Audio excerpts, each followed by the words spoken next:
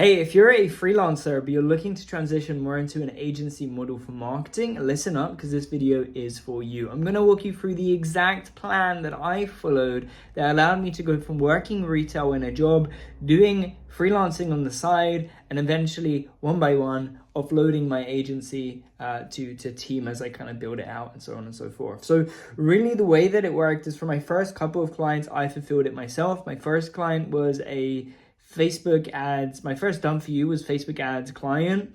Then after that, I did a funnel build and I did another Facebook ads, and then I did some Google ads as well. So that was primarily freelancing. Then when I got to a point where I wanted to offload that work so I could start taking on more sales calls and booking more meetings, that's when I brought on a media buyer to start helping me out. Fun fact, for one of those clients, I actually didn't get paid for it at all for a period of time where my media buyer was doing the work. That way the media buyer was getting paid. I was able to test him out and make sure he was good, and he was really good.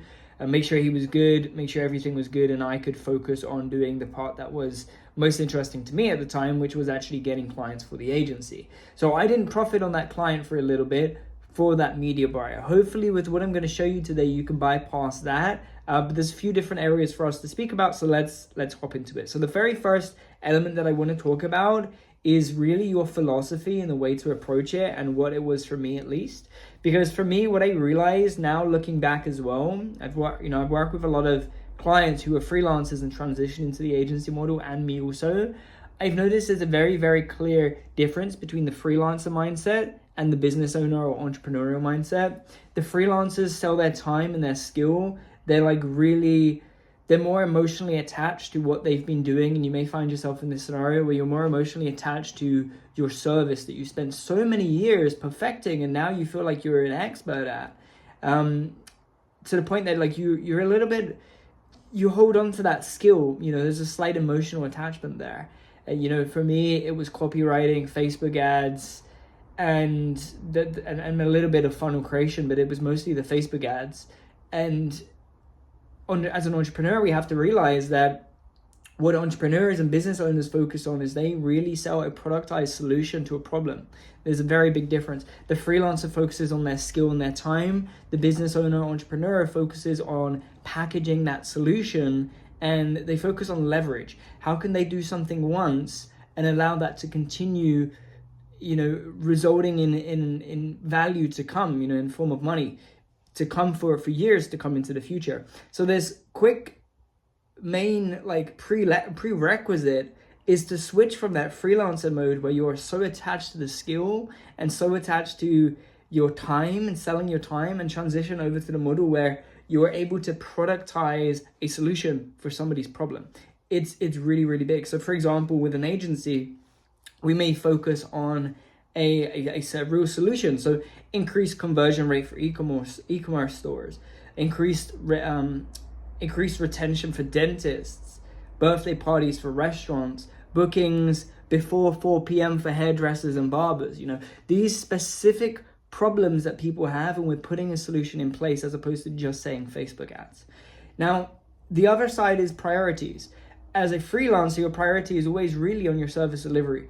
We rely a lot on referrals, clients coming to us, finding prospects who, they're super warm, like right off the bat. They need some work. We can do it because we've got the skill and we've got the time and energy and effort. And that's what we sell them, as I mentioned before. So it's a little bit different, but you've got to understand that coming into the business owner, entrepreneurial, agency owner perspective, it's that now you've got more priorities. And what that means is instead of focusing primarily on service delivery, you now need to balance your focus on focusing more on other areas of your business. I believe there are 5 main areas of any business, but especially the agency model. There's lead generation, which is you going out finding businesses. Lead nurture, which is you speaking with the businesses and booking a meeting with them. Lead conversion, which is the sales process, actually converting them from somebody who booked a meeting to somebody who's a paying client. The fourth is fulfillment. This is your service delivery, something that you probably know a lot about. And then lastly, that fifth step is all about retention. Retention, upsells, keeping that client for as long as possible, and maximizing the value they bring to your business. Okay, you got to understand that when you come into the agency model, there are now 5 main priorities for you to focus on, as opposed to what most people focus on, which is just service delivery.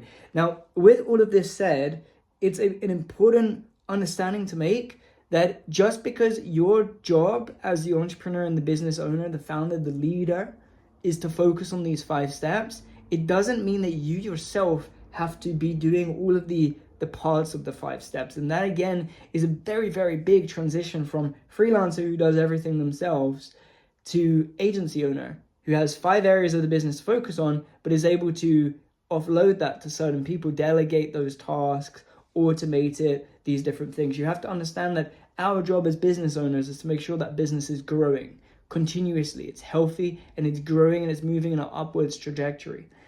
If something's wrong in the business, for example, if we have a client that's not getting results, you need to be able to step back from that just a little bit, right? Especially when you have a team. When you have a team, I'm going to tell you more about that later, but when you're building your team, you need to be able to offload that, push it onto your team members and allow them to do it, because that's what you're hiring them for.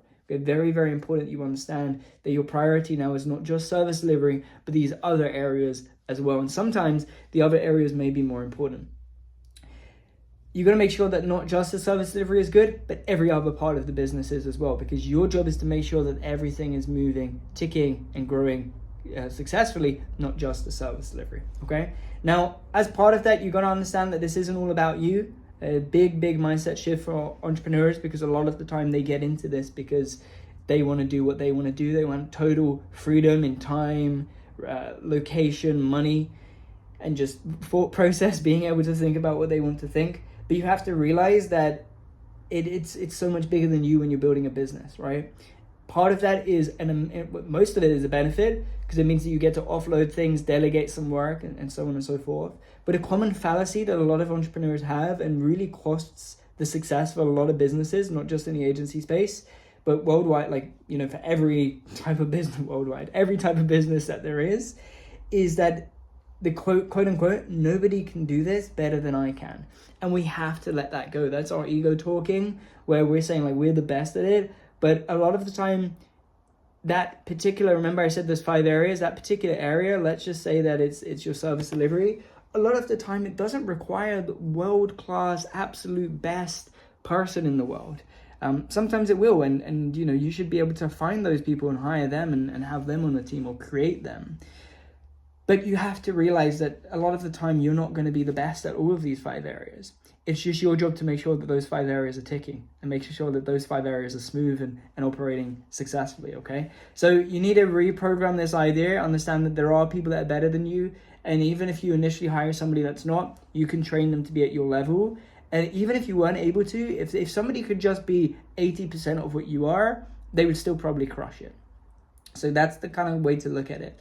You also want to look at simplifying and systemizing. So what I mean by that is, as a freelancer, we're very used to just putting our time in, as I said before, time and effort and energy. But you've got to understand that when we're coming away from that, we need to look at everything like a bit of a conveyor belt, where lead comes into meeting, lead becomes client is onboarded. Onboarding means that they go through service delivery, and then there's this feedback loop of service delivery happens, it works really well, then you get really good results, you get a customer review or testimonial, which leads into your outreach. And you got to realize that this whole thing circles. And when it circles, it creates a flywheel effect where it continues like this and goes faster and faster and faster. And that's the momentum that's going to grow your agency. So you need to look at everything as this feedback loop, or as this conveyor belt that just goes round and round. And the question that comes to mind is, how can you simplify and systemize everything? The more that you can do that, the more that you can offload, put it onto your team, but also make sure that they have a really well experienced working with you, and that they're going to get incredible results is by offloading that work to them. The last thing I want to talk about, just in the theory side before I move into more practicals, is you got to get comfortable with being uncomfortable. A lot of the freelancers that I've spoken about started as freelancers because it's what they felt like they were comfortable with. They said things like, I need more experience, or I need more practical knowledge, or I cannot charge high rates immediately, or I'm not qualified to build and manage a team, or all of these different things. But the truth is, being an entrepreneur means escaping your comfort zone. Growth means escaping your comfort zone. And if you really want to be successful in this thing being life, but most importantly in business, you need to realize that you're not always going to have everything perfect, and you're not always going to be perfect yourself. And a lot of the time, you're not going to be comfortable and you're not going to feel ready. But if it's what you really want to do, then you need to take the leap of faith and trust yourself that whatever happens, you'll be able to figure it out. Now, from a more practical perspective,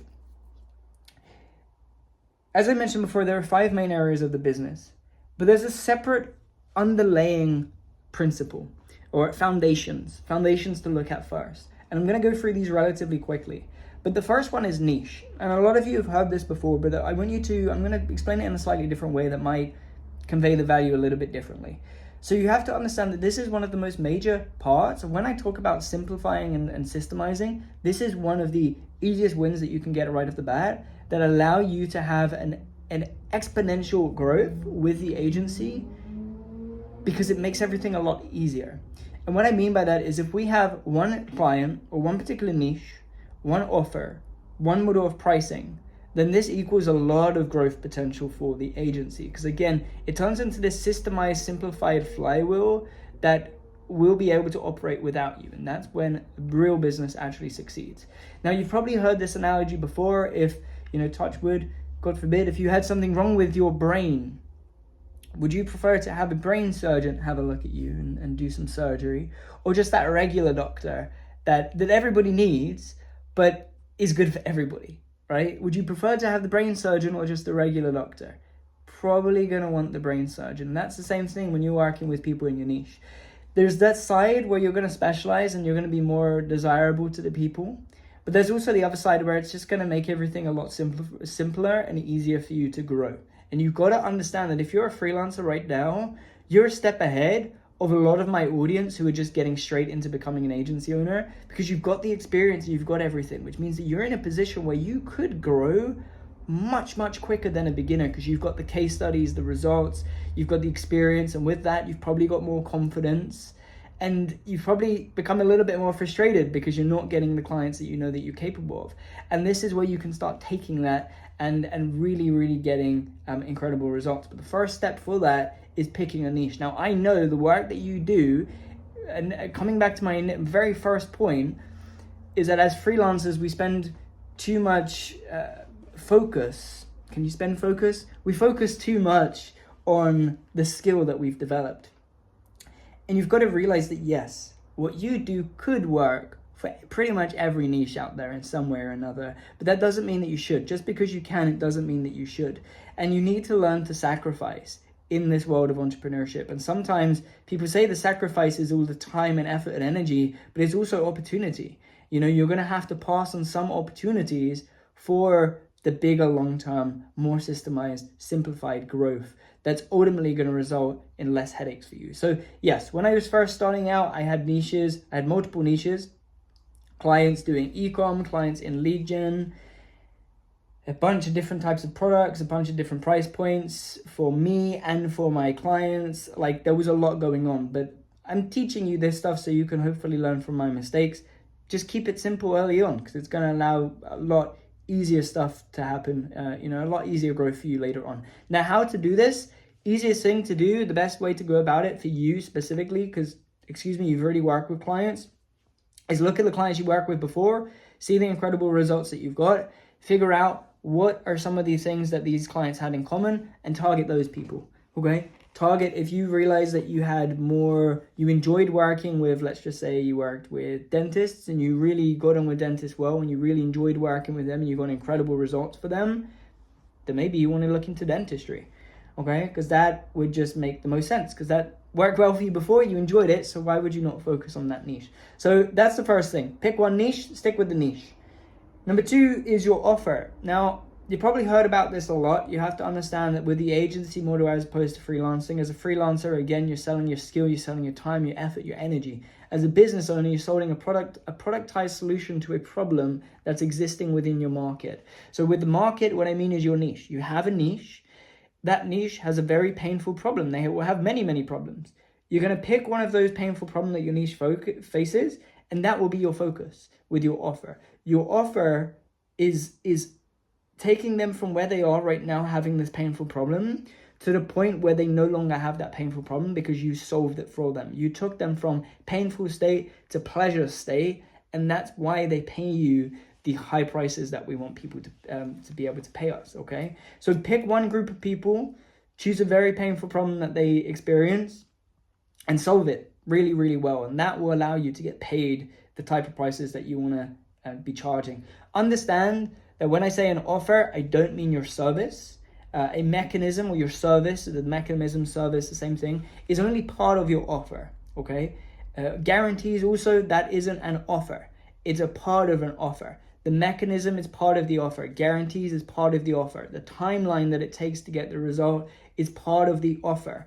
You need to look at, again, what is this main problem you're going to be solving, or what is this goal that you're helping people achieve, and that there becomes the offer. And everything that you do to get them there is based on the things that's necessary to get people to the end result that you're promising. Okay, I hope that makes a lot of sense. My hand's getting a little bit tired just holding this up. I should probably have a tripod, right? But anyway, let's talk about pricing, because a lot of the time people are freelancers and they want to transition into the agency model because they believe they'll be able to charge more and be able to step back, have more time for themselves, and that's all accurate. But a very large part of that is that you must ensure that when it comes to pricing, you're charging based on the value that you're providing, not the hours that you spend. You know, I've got some clients that were freelancers and they're coming into the agency model, and one of the difficult things that they try and get their head around, or it's difficult at first, is going from charging an hourly rate to now charging a monthly retainer. Or even when it comes to the monthly retainer, they say, okay, I'm charging 1.5K and I work 10 hours this month, so I make $150 or pounds an hour. And I'm like, stop looking at it in the form of the hourly rate, because it's going to hold you back. You need to look at the value that you're providing somebody, and then you're pricing based on that. Not time, not project based, but based on the value that's being provided. I like to aim for a 10x ROI, which means for the clients that I work with, if I'm going to be providing them around 30K in value, I can charge 3K. Or if you know right off the bat that you want to charge 3K a month, then you need to find a way to provide 30K in value. It's really, really simple. As long as you can do that, then you can charge what you want. If I want to charge somebody 10K, I just need to be able to bring them 100K in value.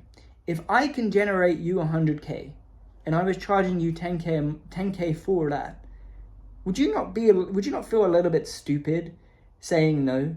To quote Alex Hormozy, would you not feel a little bit stupid doing that? You probably would, right? So I like to go for a 10x ROI. If I want to charge 10K, how can I make you 100K? If I can make you 100K, you'll probably be able to give me 10K. That's the way to think about the pricing. Now, let's talk about client acquisition a little bit. I would say the most important thing when it comes to client acquisition for an agency is utilize what you've got already, the assets that you've got. And what I mean by that is you've got testimonials, you've got case studies, you've got past results, you've got confidence from the results that you've achieved. And that's a lot of stuff that, as I mentioned before, new beginner agencies aren't going to have. So use that stuff because it's what you've got already. Use that, go out to the market, say, hey, we achieved this result for somebody just like you. Would you like to see if we can help you do the same thing? Right? At the most basic element, that is what your outreach is going to look like. Whether you're cold calling, sending people messages on social media, doing email, creating content, whatever it is, it all is around the same way. We help this type of person achieve this type of result. This is a case study or testimonial from somebody we worked with in the past. If you'd like similar results, get in contact. Then we can have a call and then you can become a client and we can get you the same results. That's kind of what that looks like in terms of client acquisition. Remember I said before, lead generation, lead nurture, lead conversion. It's all about finding businesses, contacting them in the way that I just told you, and then having a sales call with them to see if it's right. And if it is right, do your sales and get them in. If you can help people, then you owe it to them to do everything you can to get them as a client. But one of the biggest things here when it comes to client acquisition is expectations. Now, this is one of the parts that I did really well from the beginning because I sold myself from day one as an agency, because I knew that's where I was directed, headed towards. So I told people, like, yes, your first point of contact is me, but you're paying a business. I'm not working for you, I'm working with you. This is a partnership. And I made that very, very clear from the beginning, and it made it very easy in terms of the expectations that were set and the positioning that I had, because I wasn't just this freelancer or team member. I was an external agency that was helping them do X thing, whatever that result was that they were after. Okay, what you want to focus on is just making sure that happens. Okay, making sure that you're positioning yourself not as a freelancer but as an agency. At the same time, you want to avoid putting yourself in this like bucket or agency or marketing agency or Facebook ads agency. You want to stay away from that. And you want to focus on that end result, that goal that you're helping people achieve, or that problem that you're solving. That's what you want to be focusing on. Okay, that's what you want to be known for. I don't like, I had a new client, a new student of mine recently, and he was trying to come up with a domain for his agency. And I said, look, avoid mentioning media or agency or ads or anything like that. Just come up with a name that sounds cool. All right, just come up with a name that sounds cool. Stop associating, this is a slight, maybe it's a topic for a different video, but you got to realize that when you're becoming an agency owner, at the same time, what you're really doing is it's just a business. And this agency word sounds really cool, but really you've just got a business. And it's just like Apple isn't called Apple Technology Company. That would be weird. Or Apple Phone Company or Apple Laptop Company. It's strange. That's not how it works.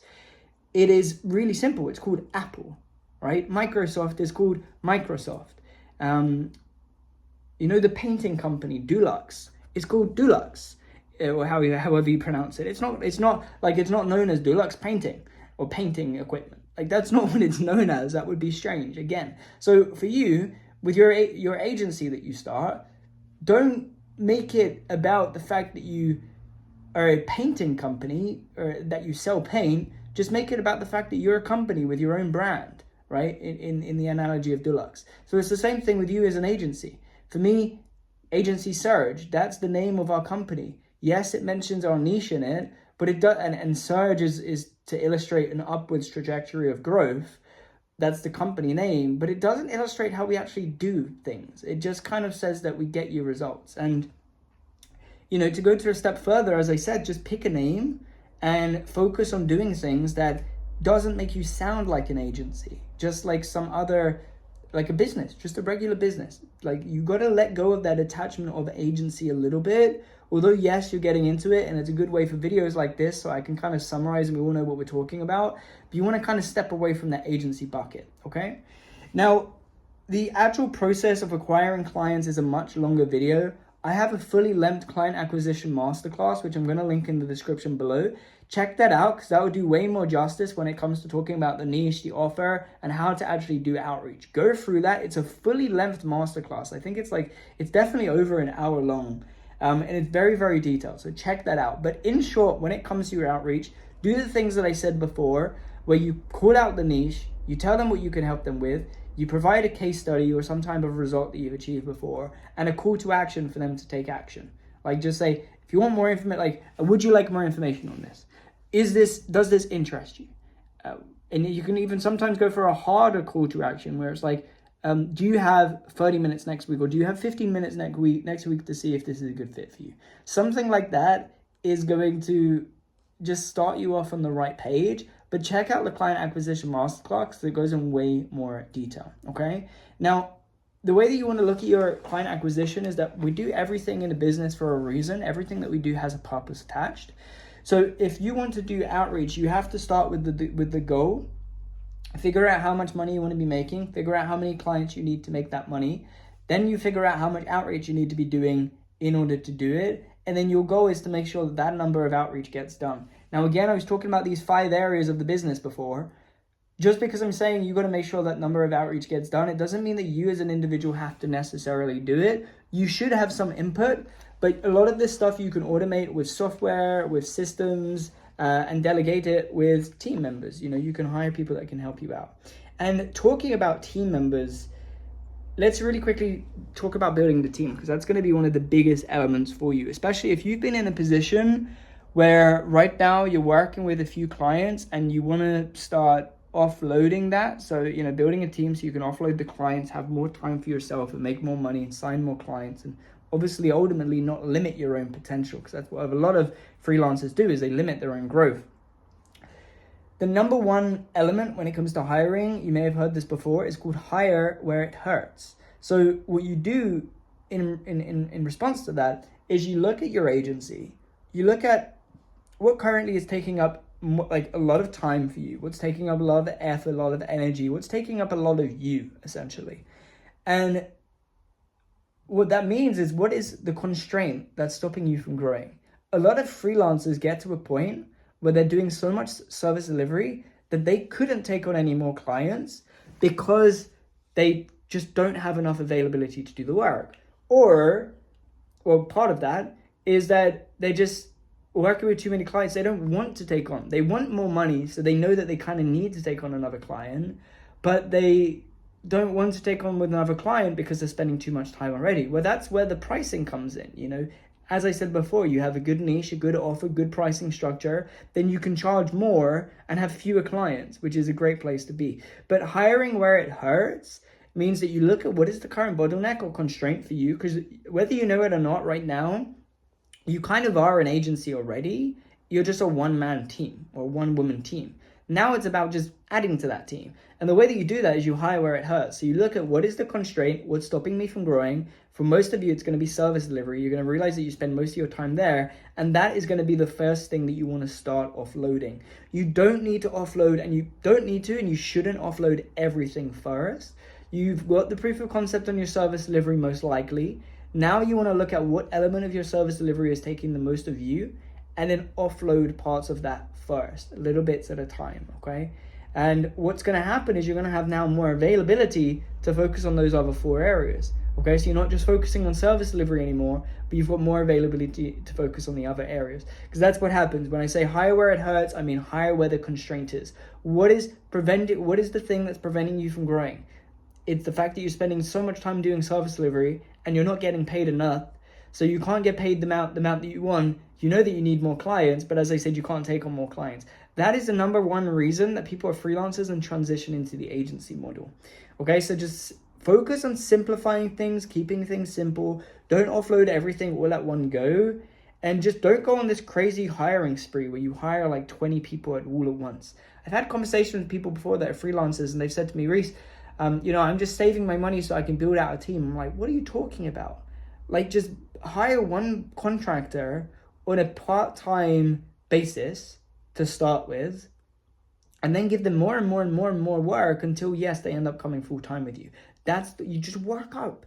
One step at a time, just work up to it, okay? Now, if you're in a situation where you're a freelancer or you're an agency owner that's looking for a more consistent, predictable flow of clients for your new agency in this scenario, click the link in the description below. It explains how you could potentially work with me one-on-one with my mentorship and help you scale your agency. We guarantee you results. So check out that link. It will tell you more about how you can get info on that. What gives you the info on that. So yeah, if you want my help, click the link. If not, it's totally fine. Click subscribe instead, because I make these videos once to twice a week to help you grow your agency. So subscribe, keep up to date with these videos. I hope this helped. If you get stuck with anything, leave it down below. If you want more practical information on client acquisition, watch the client acquisition masterclass. Leave any questions that you've got down below, and I'll see you again in the next video.